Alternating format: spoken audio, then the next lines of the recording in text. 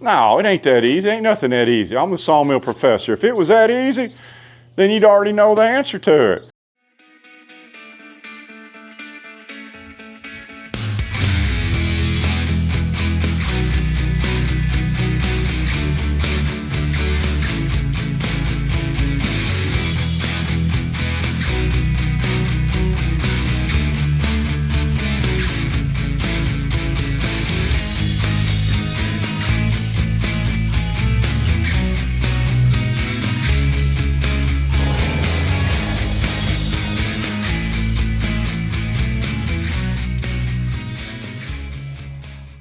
One thing we're going to talk about today is the difference between kiln dried wood and air dried wood, because in all honesty, it's probably the most asked question I get from my customers. It's probably the most asked question I get from budding sawmillers, and it's the most question dodged by shady lumber suppliers.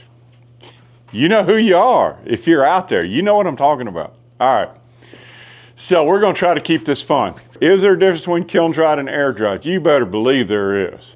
As a general rule, kiln dried wood is at around 7 to 9% moisture content. Air dried wood, depending on your area, I did a video on this, is going to go down to your local EMC. Equilibrium moisture content, which for North Alabama is going to around 13, 14%. So I don't care how long lumber's been sitting out in the log yard. If it's been only air drying, it's not going to get under your local EMC. I cannot tell you how many people show up and say, hey, I got this lumber, it's really dry. And I said, what kiln did you use? They said, well, I air dried it, but it's been dried 20 years. I said, it's at 14%. And then to get their back up like a pissed off cat, I go get my moisture meter, I shove it in the wood, guess what it says? 14%, maybe 13. They go, oh my gosh. I said, it's not kiln dried. It's not gonna be dried to that level in North Alabama. If you're a customer, don't let anybody ever tell you that the wood's really dry if it's only been air drying, unless the local conditions, the equilibrium moisture conditions, support a 7% moisture value, which is extremely rare. It's going to be at 10, 12, 13%. That's all it is. There's publications out there that can give you that data. I think I actually put it on one of my other videos. So let's go back to it. Is there a difference between kiln dried and air dried? You better believe there is. Air dried typically goes down to around 13%, 12, 14. It's not going any lower.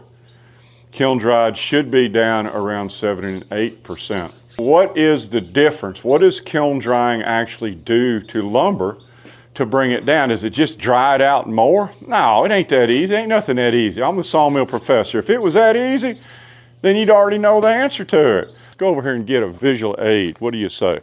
Bubble wrap. It's got bubbles in it. If you roll this up like a log, now pay attention, you're gonna start laughing. Imagine this is a log, okay? Man, I get some funky light here. Let's get out here. All right, so we have a visual aid, bubble wrap. We all know what it is. We all know how our kids can drive us crazy when they start popping those little bubbles. And you go, what in the heck is this fool doing out there in the middle of Alabama when he's going to try to explain kiln drying or the difference between air dried and kiln dried by using bubble wrap? Pay attention and I'll show you. This is a log. I know it's not a log, it's a rolled up hunk of bubble wrap. Has anybody ever cut a piece of bubble wrap on YouTube?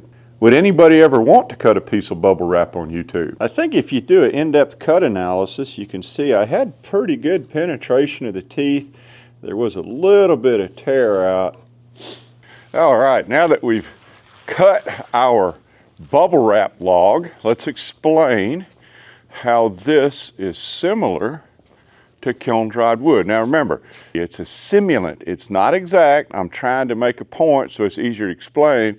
So don't be getting all, thing on me here. For right now, a bubble wrap simulates a log. So what we got here? The bubbles, think of them as the cellular structures in the wood. Think of it like a honeycomb. It's not really a honeycomb, but think of it as a honeycomb. There's moisture in the cells in the lumber. They're called lumens, L-U-M-E-N-S, just like there's air in the bubbles, okay? Then, and the air that's in the bubbles is similar to the water that's in the lumens in the wood, and the water in the lumens is called unbound moisture. That can move in and out relatively easily, relatively freely. It's not a problem. That is the moisture that's removed when you air dry lumber.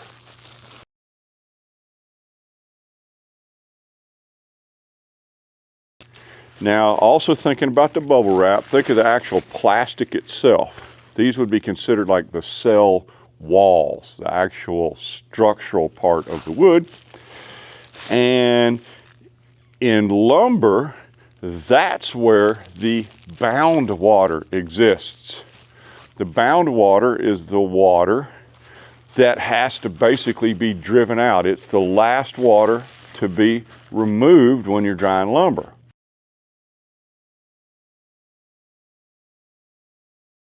So basically what it does, it goes from unbound water in the bubbles or in the lumens of the wood.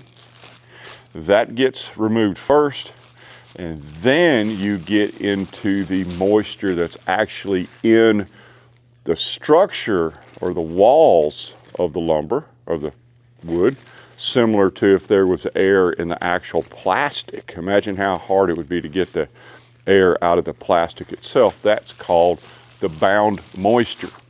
Now, the boundary, I should say, the transition between when the unbound water has gone and you start to take the moisture out of the bound water, it's called fiber saturation point, FSP.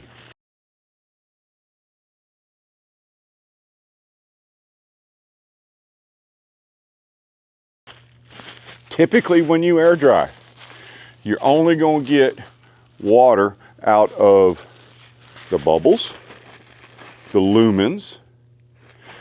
That doesn't take a whole lot of energy, but once you get to the fiber saturation point, typically, you're going to need a kiln or some really dry environmental conditions, like I say, maybe if you're out there in Tucson, Arizona, in the middle of the desert, in the Sahara, typically to remove unbound water, or the water that would be in the bubble wrap. That's fairly easy to do, but in order to remove the moisture that's actually in the structure, that's difficult to do. That's where a kiln comes in. Kilns remove unbound water first. They reach fiber saturation point in the lumber, and then the kilns remove the bound water and brings it to around 7%. I mean, there's a little more to it than that, but that's the whole key. Think of lumber as bubble wrap, and certainly remember that I cut this bubble wrap on the sawmill just for you guys. It is, I wonder if I'd hang this on the wall in here as a visual aid to explain to people what the difference between, I think I'm actually going to do that. Maybe for right now we'll stick it right here, right next to our Janka scale and, our equilibrium moisture content table. Remember I was telling you about this? This is how you know what your air conditioning system is pulling your house down to. So I've got this online. I think it's even on my website, hobbyhardwoodalabama.com. But if your ambient air temperature is 70 degrees, your air conditioner typically runs between 30 and maybe 40%. I guess it depends on where you're at. And let's just pick 40. So at 70 degrees, 40% humidity, your equilibrium moisture content in your house is going to be 7.7%. Typically, like in the summer or something, it may be not in Alabama, it's 90 degrees, 80% humidity, 75% humidity. Look at where my EMC is. So that's outside, and that is why we kiln dry. So if you take air dried wood and put it in your house, you're really, really gonna piss it off, because it has you're not able to control the drying rate. I can do that in a kiln, you can't do that in your house. And when you exceed the maximum allowable moisture removal rate of that wood, it's gonna crack and it's gonna dogleg. Dogleg is a term furniture makers use when you build a nice piece of furniture out of air dried wood and it looks really cool, and then a customer or you bring it into your house and it starts to dry uncontrollably, and your house acts like a kiln. It transitions the wood past the fiber saturation point and starts drying out the bound water. And then that piece of furniture is going to lift up one of its legs like a dog peeing on a fence post. There goes Lucy and Chip right here. You guys aren't supposed to know, but that's Chip's stunt double. There we go. His a little more masculine. His name's Gus. Yeah. So actually Chip's out there. He's looking for a place to lay down. Good for him. He is a star. I don't know. But either way, this is Gus, his stunt double, and that's Lucy. You know, I don't know if you know it, but all the big YouTube stars like Chip have their own stunt double. Do you ever watch Nathan Out of the Woods Sawmill?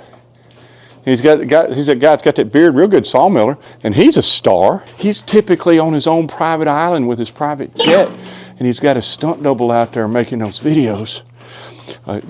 You can tell him I said that too, because I'm jealous. I need a stunt double. I mean, people say I look like David Letterman. Any chance we can get David Letterman to be my stunt double? Anyway, I'm kidding. Nathan does all his own work, but give him a hard time anyway. He's a good buddy of mine. And it is raining. Anyway, we'll see y'all. Have a good one. Thanks for visiting our sawmill. Click on the links above to see more of our videos. Thanks for visiting our sawmill. Click on the links above to see more of our videos.